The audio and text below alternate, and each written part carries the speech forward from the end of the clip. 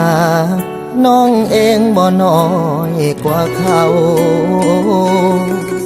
อายก็เอาใจเจ้าคือเขาเด้นางแต่เป็นหยังน้องยังบ่เศร้าเที่ยวแต่เว้าฮอดเขาสู่บาดยังบ่สงสารแฟนใหม่คืออายบ่ลาพยายามสวนเจ้าเว้าแต่เรื่องใหม่เฮ็ดจังใดใจเจ้ามันยังบ่ลืมจนอายนั้นเริ่มท้อถอยใจหากน้องสำใดก็บ่ได้ใจคืนหัวใจอายมันเบิดแห้งบืนฟื้นต่อแล้วลาขอโทษอีหลีที่อายบ่ดีคือแฟนเก่าเจ้าน้องบ่ลืมเขาหากเขามันเลยหม่นมองคบกันก็หวังได้ใจแต่สุดท้ายได้เป็นที่สองน้องให้อายเป็นโตสำหองใจน้องยังมีแต่เขา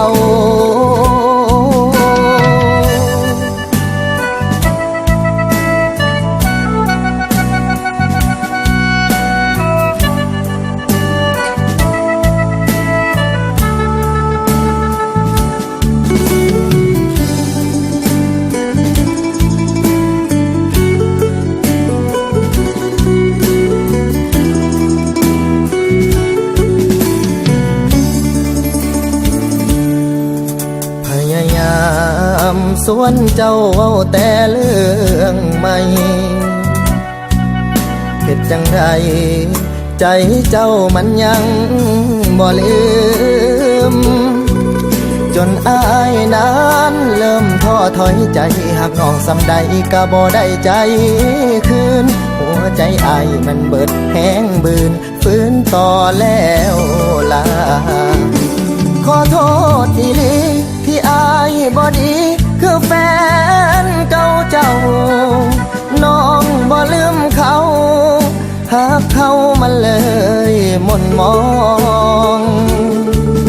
คบกันก็หวังได้ใจแต่สุดท้ายได้เป็น